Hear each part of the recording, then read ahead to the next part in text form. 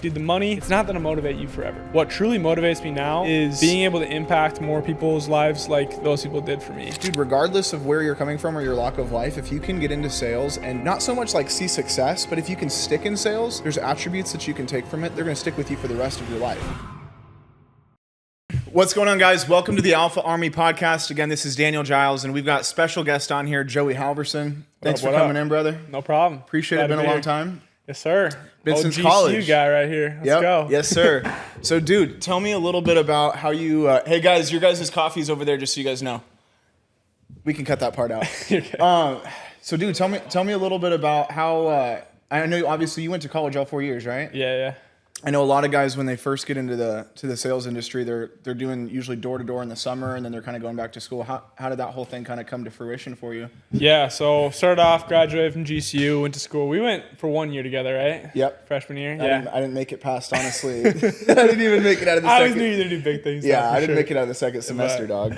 But graduated from GCU. Actually, right away, I started at State Farm for 3 months. I was just like slinging some insurance. That's a good idea. Where'd you get that? Yeah, we've kind of fallen a little bit in the same path. Yeah, we have. But more of the captive agency, so it's like not a lot of potential to make a crap ton of money. So it was salary. And you were doing that while you were in school still? Yeah, so I was interning, and then I accepted a full-time job right out of school.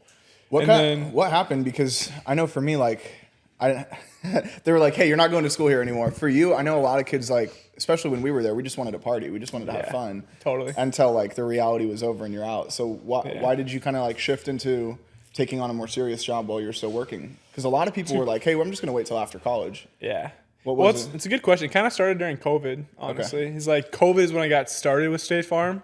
And a lot of my buddies, too, at that time, they were doing exactly partying, drinking, during COVID, not doing shit. And then the worst part about it, too, is they were making more money than me, claiming, just getting paid to not work. I don't know if you had buddies claiming doing that, too. that government money? Yeah. I was, working as an intern at State Farm, but I don't know. I always kind of had just big aspirations in life and in business. I was like, dude, I think, short-term play, they probably have the smartest decision here, but long-term, it's going to pay off because I'm just building my resume, getting myself prepared for what's ahead. What was your degree?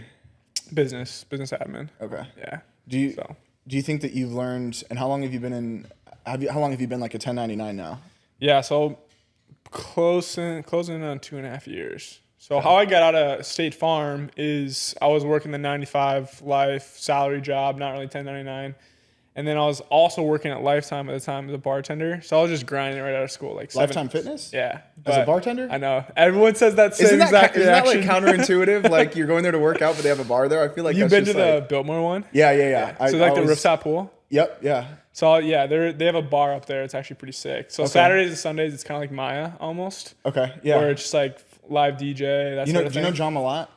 Yeah. Okay, yeah, because he comes in all the time. We do pods with him. He's really close with my business partner, Rio, but he's always there, him and his girl, Naj. It's a good spot, dude. Yeah, it seems like a good spot. Great spot for connecting, too. But I was working there, and a couple kids came in from GCU, and we, shared a couple margaritas, closed down the bar, just kept the bar open a little bit, though, and we just were drinking and these guys were doing solar? These guys were doing solar, and they're like, dude, you're hustling, bro. You're working 7 days a week. Why don't you just try out and betting on yourself? We had a kid make $20K last week. Nice. And that was my first thing. I was like, $20K? Dude, those receipts don't lie. I'm at State Farm making $40K for the year, bro. Yeah. $40K for the year. So I was like, all right, I'll hear this guy out. Met with the founder of my company now. We work with Genesis Power, and just awesome dude. Do you think you've learned more in the last 2.5 years or the 4 years that you were in school? 2.5 years for sure. Oh, that I tell sucks. it to everybody. Yeah, that's painful. Yeah, because it's always I feel like the people that do stick it out for 4 years, there's almost something in the back of their head where they're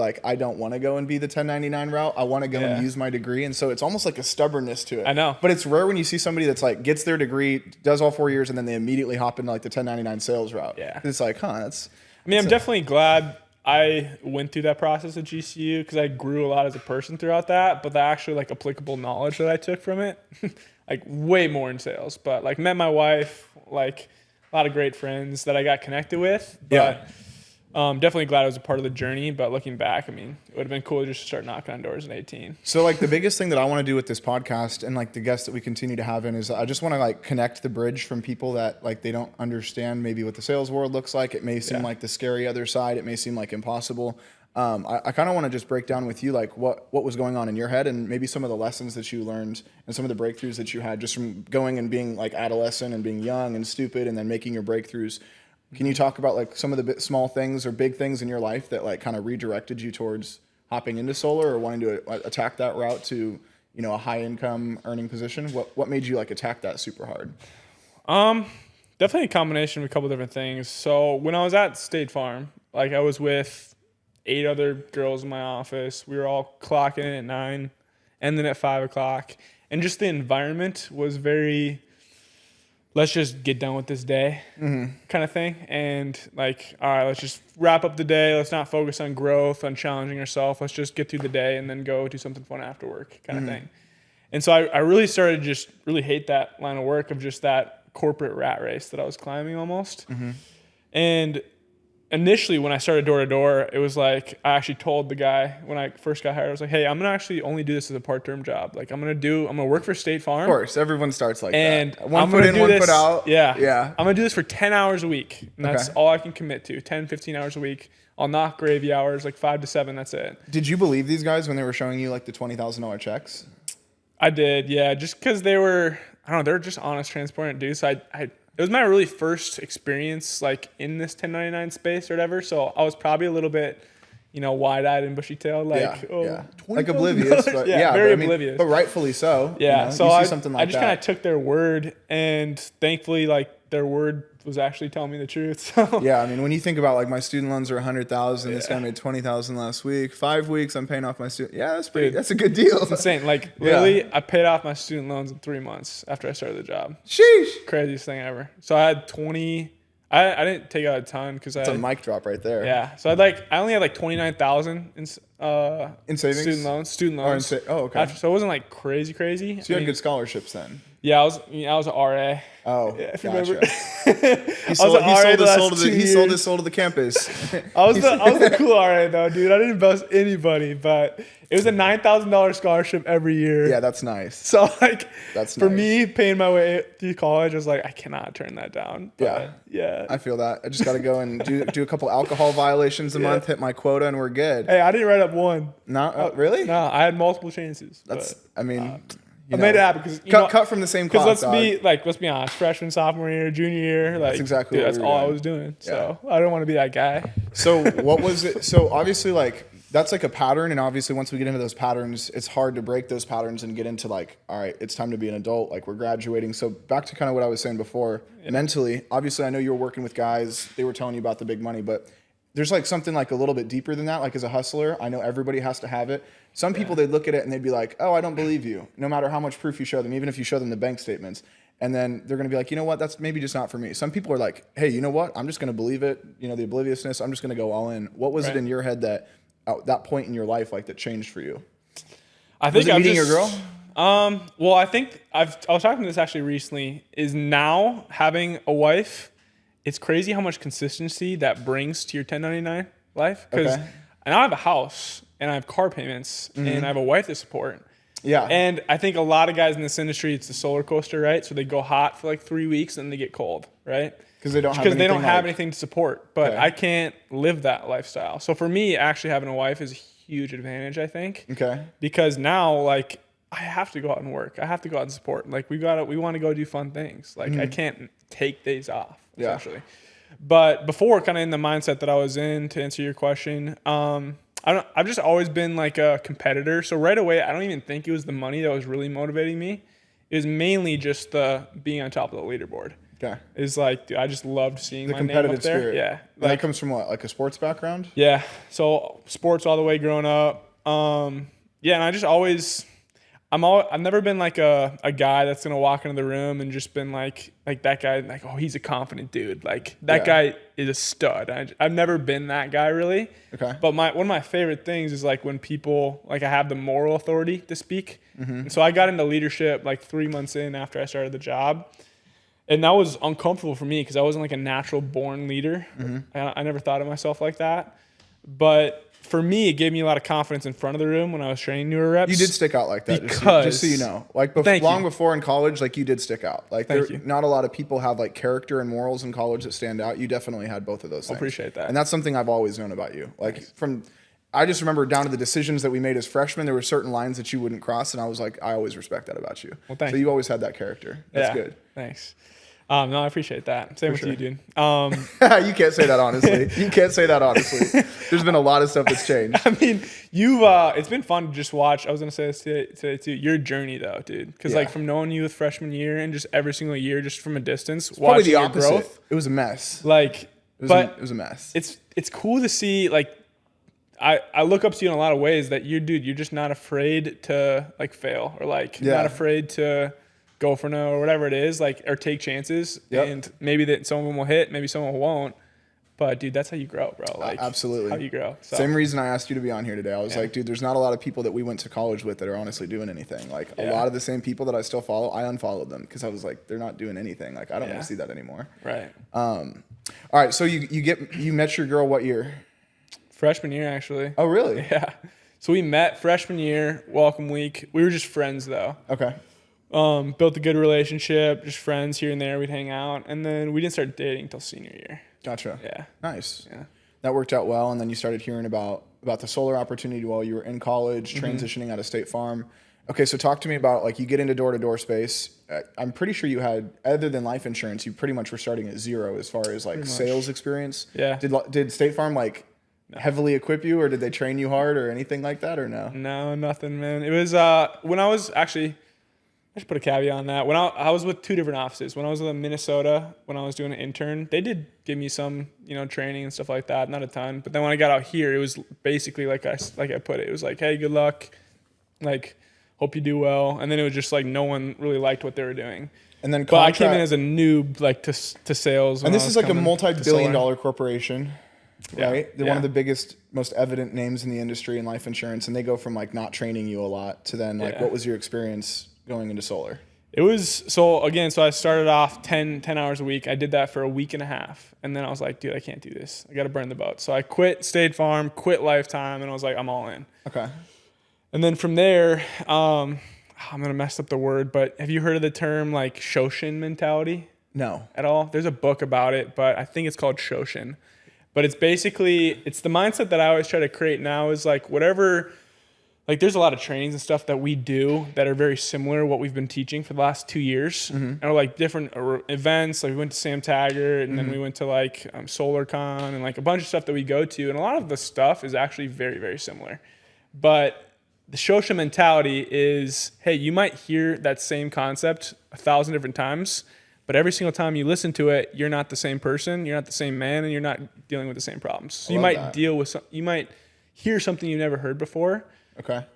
Even though it's the exact same thing. So I tried to adopt that because we would train that mindset a lot because a lot of our trainings would get repetitive after 3-4 weeks. And I think it's just everything. I think it's everything with cliches. Like we hear these cliches our whole life and we think we know it, like just the word track. And then we are at a point in our life where we hear it and it just like hits differently. And it's like, oh, you know what? I've heard that so many different times. And now my understanding, like, that's funny. I've never paired that term with that realization in my brain, but it's funny because I have those realizations all the time, probably like you do too. Yeah, because I mean, again, being in the space, you're going to hear the same concepts over and over and over again, but that's for a reason because a lot of them don't really stick or like hit you at a certain point that it does, like right there, and you're like, oh shoot, like that's what he means by that.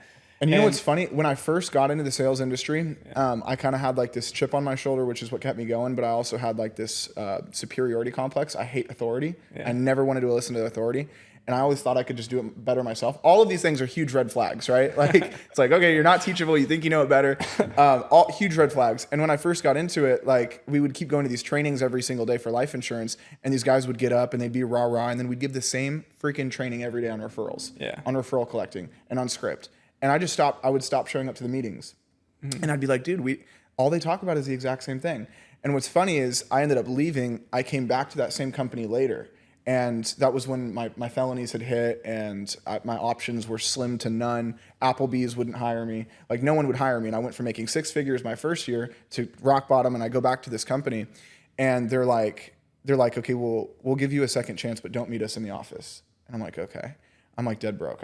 My car just got repoed. My phone's 5 months behind, like all this shit. And I'm like driving and I'm just like, and I can't text the guy because my phone's not sending text messages through on what Starbucks to meet me at. So I just show up at his office. I just show up there and I'm sitting in his desk. He's like looking for me at different Starbucks all around Tempe. And then he finally drives back to his office and sees me. Long story short, I'm like, dude, whatever you tell me this time around, I'm going to go all in. And I was like, I burnt the ships with this company, basically. I had burnt all of my bridges relationships. I came back, humbled myself. I was like, dude, whatever I have to do. And they're like, all right, well, we're going to teach you exactly, like, we're going to teach you the most duplicatable process. And if you glue yourself to us, you're going to be unstoppable. Second time around, I go back in like open-minded. I go back in humbled. I go back in hungrier than ever, knowing that I had limited options. And it was funny. I stuck to the script. I went to the trainings and I bought all in on that culture and that mindset. And I think so many young people, when they go into these environments, like it's young people leading young people oftentimes. We're both young guys. So when we have a young guy come in that has doubts or is like skeptical, it's hard for them to like buy in on you because it's like, you know, you're still a young man figuring it out yourself. Yeah. So a lot of these people, when they come into these sales opportunities, I feel like the first thing that they think of is, oh, this is just like wishy-washy. It's rah-rah. And sometimes that gets people. But the thing that burns them out is they're like, I need new value. I need new word tracks. I need cooler trainings. I need to make, and it's like, it's really not that. It's actually just the basics. It's the simples. Yeah. And if you can boil down the basics, even the masters use the basics the best, but they use it every single time. Yeah. So I don't know. That was just that's huge right there because there's so many times, especially in our industry, when it's 1099 and then they see all the success in the company and they come in and they maybe did well with whatever they're doing prior. Mm-hmm. And they come in exactly where they're like, oh, dude, like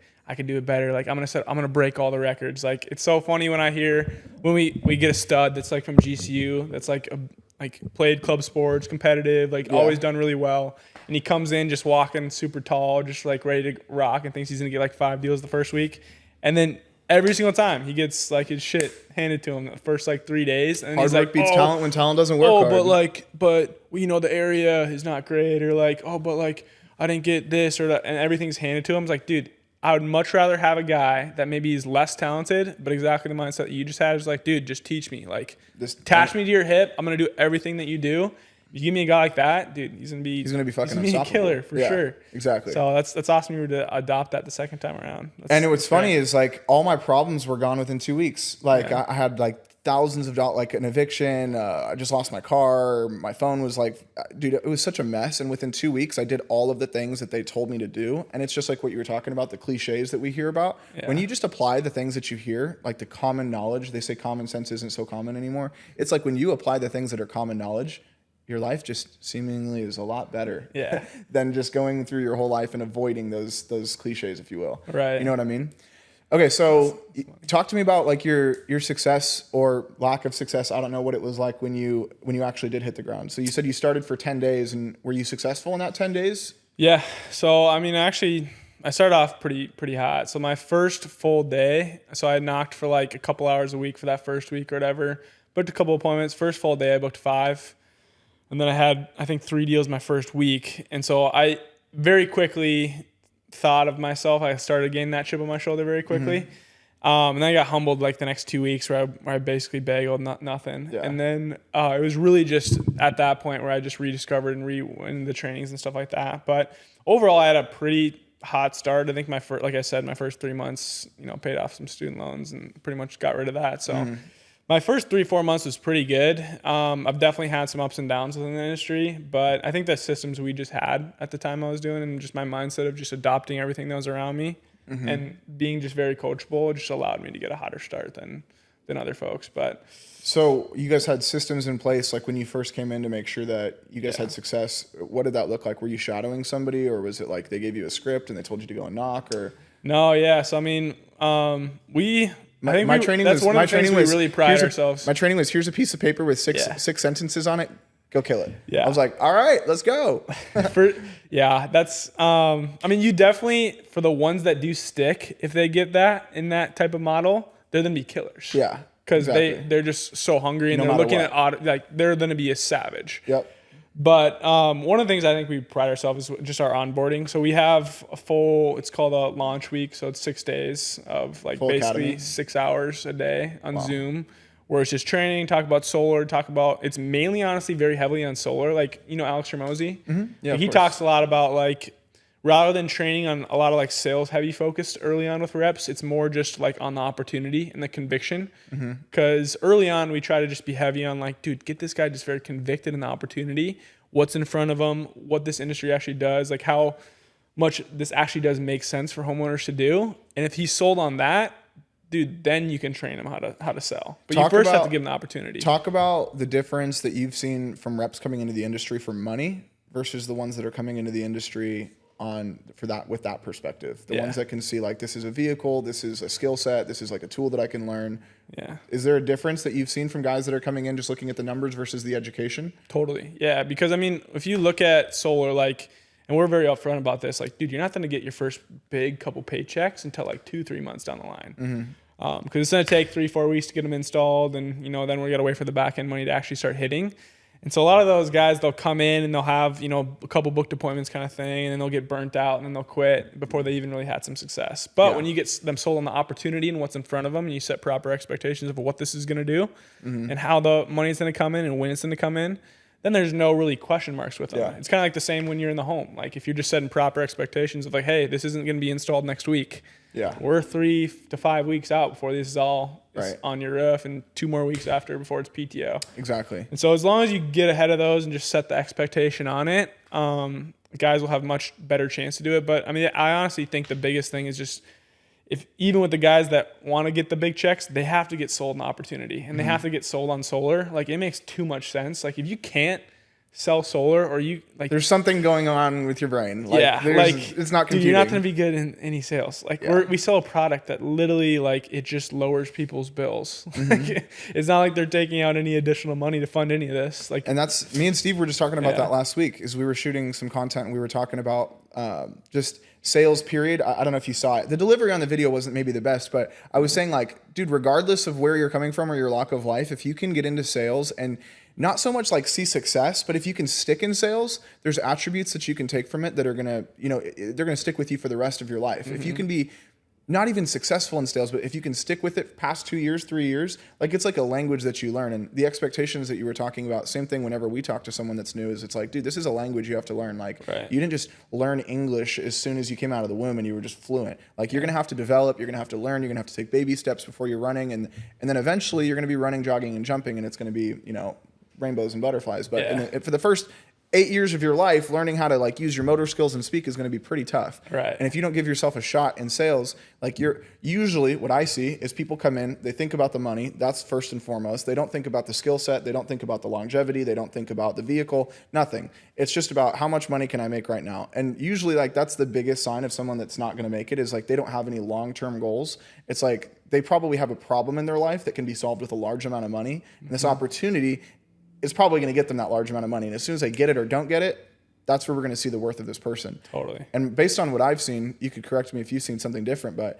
it's always the guys that come in for money that don't have like that team mentality. Like there's a million different companies, like same reason that you come in and we have 2 different solar companies. We could work for any solar company, it doesn't matter, but the team and the culture, the camaraderie, your conviction, being able to buy in on the culture and like the vision, it's different for every office, but that's why there's so many offices. But if you can't buy in on that, much less the industry, and it's just for yourself, like you're not going to go that far. Agreed. Because I mean, there is guys that are making 2, 3, 500,000, $1 million a year in this industry, and a lot of them are working not crazy, like 40 to 50 hours a week. And so I think some newer reps, they see that and they're like, oh, dude, 40 to 50 hours a week, and they're making $400,000 a year. Like that's sick. I can't wait to do that.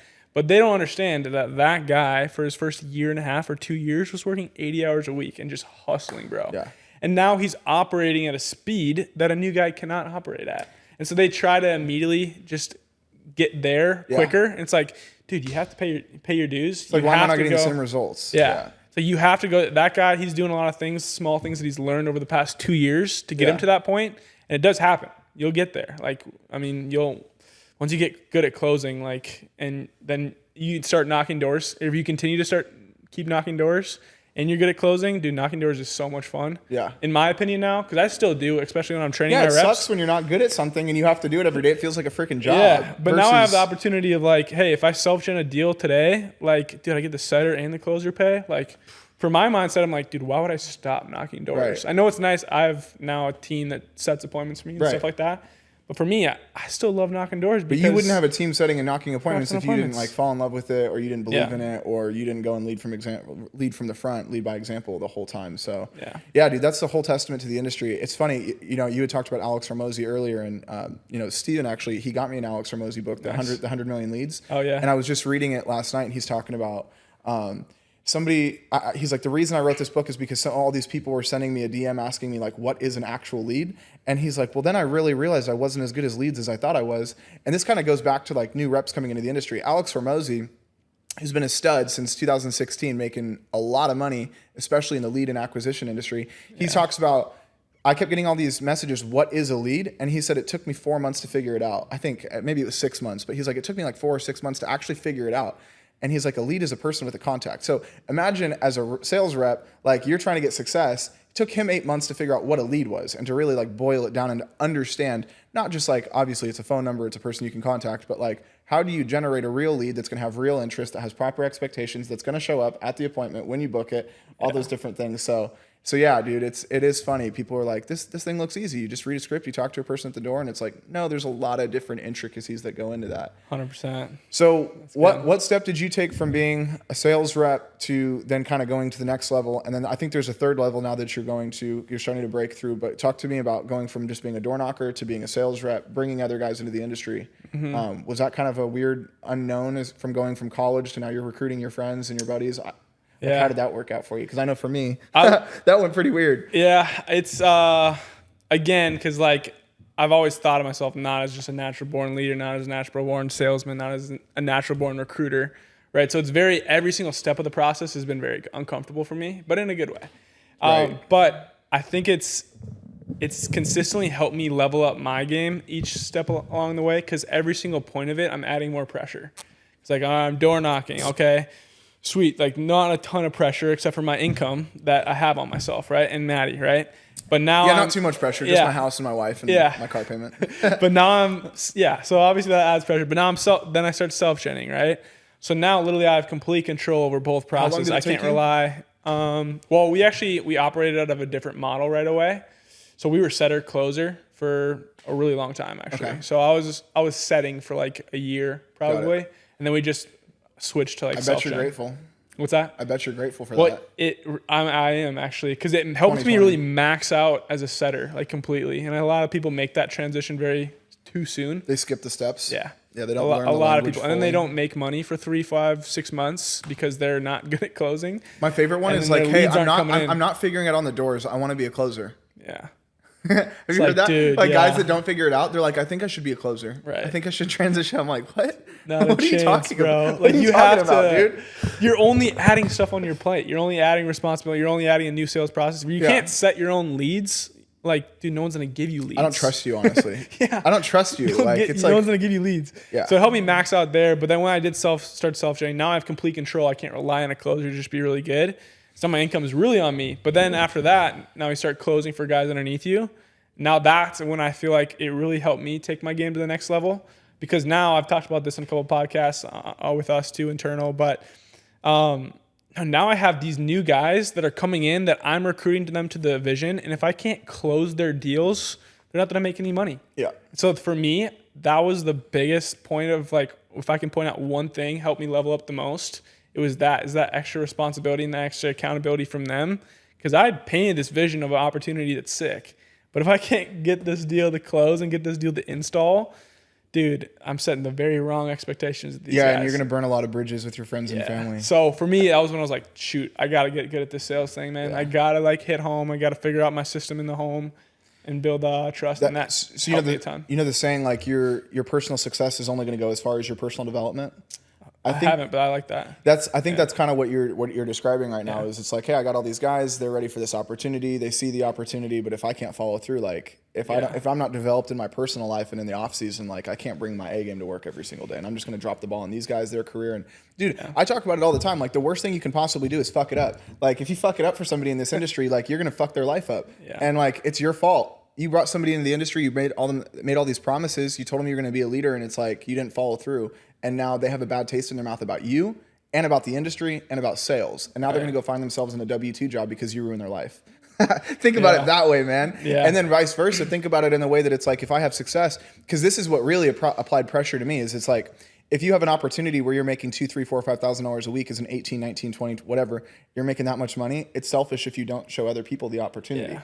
And it's kind of like that multi-level marketing mindset, but you have to think like that if you're going to be successful in businesses, because it's like every business is hiring, right? McDonald's is always hiring. No one's questioning them for being an MLM. But once you get into being a 1099 or not even MLM, just building a business, like you have to have people that believe in your vision, believe in the conviction that you have, and see you leading by example to make it real and really, you know, have fruition in their life. So I think it's big that you have to understand that if you fuck it up, it's on you, and it's also going to destroy their life. And on vice versa, if you don't present them with the opportunity, it could also destroy their life. Yeah. And so you have to look at it two separate ways. Right. And I think that's the best way to apply pressure on yourself, because the biggest thing I messed up is when I first got into the industry is I had that ego, I had that chip on my shoulder. I was good at sales. Like it was one of the things that naturally I was good at.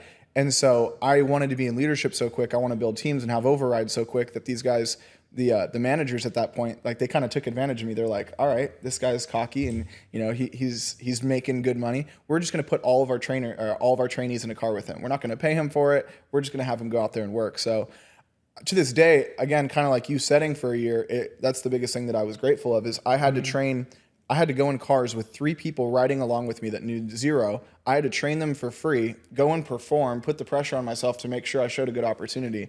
And they weren't even my guys. Yeah. And, you know, that's a whole different story. Long story short, I ended up realizing I was getting used. But yeah, but you learn a lot from that too. But I like what you mentioned earlier about that too, of just like that conviction, like with when you go into recruiting, is because, yeah, it's exactly. This is a big thing for me in sales too, is like, when you really truly believe in what you're doing and believe about the opportunity and believe about the product you're selling, dude, you're not going to be just like babying it. Like, oh, dude, you should come on. We can make a lot of money. And you're not going to say it that way. Like, it's kind of like the example of like, dude, if your fiance or your wife was in the water and you saw a shark behind her, you're going to be like, hey, babe, come on in. There's something behind it. You'd be like, babe, there's a shark like, in the water. Let's get out of the water. Let's what are you doing, right? Yeah. It's the same thing, dude. It's like when sales, like with a customer, right? They can sense that conviction. Every time I talk to you, it can sense the conviction and passion that you're dealing with. And dude, that's so contagious, bro. Like when you're selling the dream like that and people can tell you're honest and you actually care about them and care about the opportunity in front of them, dude, people are drawn into that. So I wanted to ask you today, what do you think, like for you, like what really drives you like at this point? Because you're consistently like pushing the envelope and I think it's changed a lot in the time that you've known me. You may or may not have known, but when you first met me, I was an incredibly broken and hurt person, and I just wanted to like, dude, I wanted to just prove the world wrong. I wanted to show everybody, maybe different from when you first met me to when after I got arrested and I got out of the school. But when I first got into sales, like my whole goal, like all I could think about was shoving it in people's faces that doubted me and talked about me. Because I knew there was a lot of them. Like there was a lot of people that did not like me, and rightfully so. Like I was a piece of shit. You know, I wasn't a good person, and that's why I laughed when you said that stuff earlier. Like, I wasn't a good person. I didn't have good morals. Like, I had a really good family and a really good, you know, foundation that I came from. But as soon as I got to college, I was like, dude, I can make money. I can have fun. Like, I can, you know, I can do all these things. And so when I first got into sales, it was like, how can I prove everybody wrong, make a bunch of money, and shove it all in their face? And then after 2 years of no fulfillment and getting caught up in the same stuff I was doing in college, again, I was high functioning, doing all the same shit I was doing in college while still being a professional and making money. And so I developed this mindset that I could just get away with it. Like I could take shortcuts. I could, not in my sales life, but I could go and do all these different things in my personal life and not develop myself. I wasn't going to conferences back then. Part of it was I couldn't leave the state. I wasn't investing in myself. I wasn't going and finding mentors outside of my workspace. It was like, I'm going to work, I'm clocking in, I'm going to be doing this all day long. And literally at that point in time, it drove me from sun up to sundown. I remember I was addicted. Like I was just addicted to making money so I could turn around and show people the leaderboards and post those leaderboards. And I think like as it wore on me and more, like it physically wore down on me to the point where I think at this point I was in Miami and I was like, dude, I'm like completely hollow inside. Like I have nothing. And I was like, I've made hundreds of thousands of dollars a year. Every single year I've been doing sales. Every year, starting from 18, 19, 20, 21, 22 years old. And I was like, I have nothing to show for it. I have 0 relationships that are that'll stick up for me. I don't have a house. I didn't even take my car to Florida. I'd let somebody else have it. And I just realized that there was no like substance in my life anymore. And so I started to embark on like a journey, like seeking leadership and seeking, because I knew how hungry I was inside, and it just wasn't computing. Like, if I'm putting in this much work, why am I not getting the results in my life I want? Like 1 + 1 = 2. I'm getting the money, but it's not equaling 5, and I want the happiness. And so I think when I was in Miami, I started realizing like, hey, my network's back in Arizona. A lot of the mentors and people that help me out are in Arizona. So I started reaching out to people and getting connected, and one led to the next.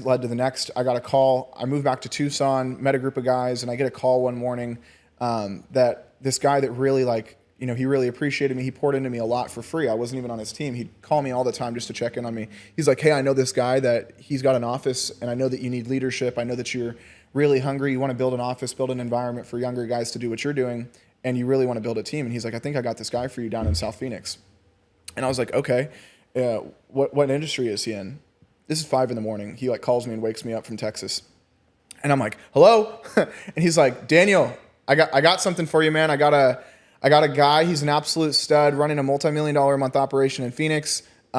He'd be excited to have a sales team, but I want you to come in and meet him, see if it'd be a good fit. So I'm like, okay, cool. I pull up in the parking lot. He gets me the address. It's like 15 minutes from my house.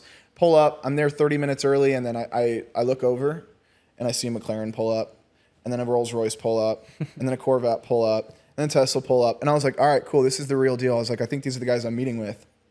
Long story short, I had the opportunity to meet my now business partner, Rio Osorio, and then 2 of the former business partners I work with, Caesar and Justin, great guys. But so once I got that, it was funny because once you get leadership, like real leadership, like people that really care about you, it's like putting a magnifying glass on your flaws, on all the bad things about your life. And you'd think that putting yourself in front of leadership, it squeezes the best out of you. But really the first thing it does is it magnifies everything that you're really bad at. Like all of the things in your life, all the muck and the scum in your life rises right to the top. And so really quickly, I got my ego checked. I got my teeth kicked in, and I had people, look, specifically Rio, look at me in the face as a 43-year-old man at the time, 40 years old, and had a lot more life experience, actually came from the dirt, had built himself up, was a real serial entrepreneur. And so I started seeing the dynamics of his life that created success for him and his family and his business. And I was like, okay, like you're a devout Christian, you're a devout husband, you're there for your kids, you're there for your body, you're working out every day. Like you care about what you're putting in your body, you care about what you're putting in your ears, you care about the people that you're surrounding yourself with. You intentionally put yourself around higher level people that are better than you, that know more than you, that are making more than you. And you show up every single day, and you're consistent. And those things that I just said, it sounds like a lot, but like those are basic human necessities. Like I'm going to take care of the body and the temple that I've been given. I'm going to take care of the people that surround me. I'm going to intentionally put myself around better people. And in return, I'm going to get the best ROI of my life, a better version of myself. Mm-hmm. And that's something that when you ask me like what pushes me at this point in my life it's like, how far can I personally take myself? How many people can I know? How many hands can I shake? How many businesses can I build? Because I know that those results are based on, and they're hand in hand and coupled to, how far can I personally develop myself, and like who's the type of person that I can become if I push myself hard enough and far enough. Right. And when you told me earlier, like, hey, one of the things I appreciate about you is that you're always like trying. It's always just betting on myself, dude. Because it's like if I can't bet on myself, I have to go bet on someone else's dream somewhere else. And if I'm not successful in building my own dream, I have to go build someone else's. Right. And that's just not what I'm here to do. That's not the life I was given, and that's not fulfilling to me. So it's changed over the years, but what I do it for now is, and I'd like to think that I'm where I want to be. I'm nowhere close, but like God knows I have all the struggles in the world that I still am working through. But I would say like the biggest thing that pushes me is I just want to be the best leader, the best person, the best business owner I can possibly be. And in return, I want to have some really badass businesses that I can retire, I can have my feet up, and I can enjoy life. And eventually, long-term, philanthropy is like what I really, really want to be in. I really want to give back. I really want to take like the hurt and the rejection and all the different things I dealt with, make it something good, and be able to give it to people that have never even had the opportunity to be selfish in their life. Yeah. So that's really what drives me. But what about you? Cool. Kicking it right back to you. I know that was a very long-winded answer. I love that though. That was super cool because there's different points of your life that's gonna drive you in different areas. And sometimes, like for me, I've been in the same boat, like the haters. Yep. That's a driver. That's a fuel at times, right? So that's been one for me too. But I mean, honestly, similar to you as well. Is just I've just realized the opportunity that's been put in front of me and the gifts that I've been blessed with and the leaders that I've been around and how it's impacted my life. Like, dude, when I graduated college or when I was in college, like I was gooning around. I didn't like have any like crazy, I didn't think I was going to do like a ton of big things in life, but I got around the right people at the right time in my life that helped molded me and helped like create an opportunity and vision cast what I could be if I just invested in myself. And now I'm at the point now is like, dude, the money obviously motivates you as well, but it's not going to motivate you forever. Like that's not something that is going to motivate me or gets me to go to work at 8 a.m. on a Monday or gets me to go to the gym at 5 a.m. on a Monday or whatever it is, right? What truly motivates me now is being able to impact more people's lives like those people did for me. And I think that's basically what you were saying too, is like building these businesses and whatever you're doing, you're impacting a ton of people, right? And you're getting to touch a lot of people's lives and change their lives forever. And so like for me, like as a believer too, like huge. In Christ, like it's a lot of times we want to see like, okay, you share the gospel with that person, like, and you want to see that result and change in their life. But a lot of times you don't get to see that, right? They're on their own journey. And business kind of works the same way. Is like, you don't really understand until 15, 20, 30 years down the line, how much your relationship or how much you pushing that person impacted their life. Yeah, and it goes back to what you just said. I mean, it really starts with God. And I mean, my relationship with him has been very like, it's been a roller coaster ever since I got into my sales career for various reasons, even going back to college, like all the trouble I got in. But it's interesting, like the impact obviously God has on all of our life, but specifically in sales, like the parallels that we have biblically, but also in a lot of different facets, like I believe is, same thing. I believe that our number one priority on earth is to love God and love others. And by loving God, the best way we can do that is by loving other people here. Yeah. And, we don't have the same opportunities we may read about in the Bible, but it's not the same landscape that we're dealing with in in 2023, 2024 now. It's going to be a lot different. And so we have different vehicles to doing the same thing that people were doing thousands of years ago, just on a different platform. Yeah. So it's really special because when I was in college, like, it's funny, I put God really on the back burner, and I was like, yeah, I believe in him. Yeah, he's there for me. Yeah, he's got my back. And when he's not like evident in front of you, it's crazy how many things in your life, like how far astray you can go. And I was so far astray down one road, and it was crazy to me, like getting reeled back into something that I already knew was true and I already knew was real in my life, and something that I already knew I needed to believe in and hold close to me. And I was just kind of letting it get away from me. And to be honest with you, like, people want to know how to be successful. Like, read the Bible. Like, follow God. Your relationship with your God's going to be, and really, like, almost any God or any religion. I would say for me, like, I believe in God. I believe in Jesus Christ. So it's a little bit different. But when you have something that you believe in, like something that's a higher power, and for me more specifically, like when you are called, to walk by faith and have action in the way that you live your life, like, there's a lot of different components that can impact your sales career when you have a belief system. And I think that if you don't have a belief system, I think that it is going to be hard to be fulfilled. I think it is going to be hard to have like success, because you might have the money coming in like at points I did, but what do you have to show for it? If you don't have any relationships and you don't have any, you don't have any investments returning on all the hard work that you did, then your life is all for naught. Yeah. And so I think the ultimate success is when it's all said and done and we look back at our careers, it's going to be like, yeah, we built that company, we sold those things, but like, how many people did we put in a better position to get closer to God, or have, find fulfillment in life, or find a career, or, fall into something where maybe they found their wife. It could be different for anybody, but I think that's the opportunity that we have in solar that makes it so special. It's huge, man. Dude, you said it all right there. Like, the mission that I'm on right now is just how many people I can impact for Christ. Yep. If I'm being honest, like Tim Tebow, like for instance, like he obviously strong believer, like he had a very high capacity, did a lot of things in football and had a great career, right? But he, like, wearing John 3:16, it was like the highest Google search ever, like on that verse, and just by wearing that during the national championship. So, like, some people have a bigger reach than others. Like if Tony Robbins, like if you were to mentor one person all year, obviously that would impact that person's life, right? But he has the reach to like 10 to 50 to 100,000 people every single year. So it wouldn't really make sense for him to spend his time with one person. Boom. And so I want to build up. The better I get, the bigger the reach I have. Yeah. Build up my business, build up what I'm doing to expand my reach and touch as many people as you possible. just hit it on the head. The better I get, the better the people around me get. And that's you putting back into the ecosystem that you have around you. So, Yes, sir. Yeah, dude, that's important. Anything's on the top of your head that you wanted to mention about the industry? Something that's on your brain about? I know you're starting a new office. Congratulations on that. Yeah. I know that you're dealing with a lot of the same animals in this industry that we are. So, yeah. Anything you want to share with us or share with the viewers before we clock this thing off? No, I think you guys are doing a lot of things right. Love just watching you guys what you're doing too. But yeah, I think this industry is, dude, we have an amazing opportunity in front of us. Like I remember at SolarCon, Zane Jane was talking about there's more homes being built right now than there are homes that are being installed for solar. Yeah. And so it's not like we talked about California before we got on here, like, oh, I missed out on that opportunity, right? There's plenty of opportunity in front of us. And we have an industry that's going to be around for a very long time. Yeah. So let's just enjoy this ride and build this thing as big as we can get it.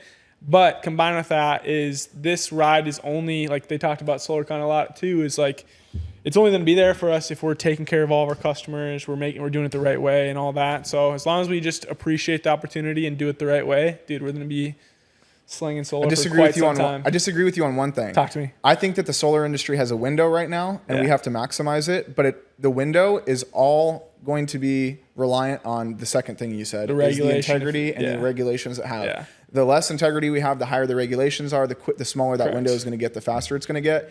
So yeah, dude, I think that's important. And what I'll add to that is not only being able to sell it with integrity, but as the industry continues to condense and shrink, we're going to see a lot of these big companies start to swallow up the small companies. We're going to see a lot of mergers between ancillary companies, meaning air conditioning, roofing companies.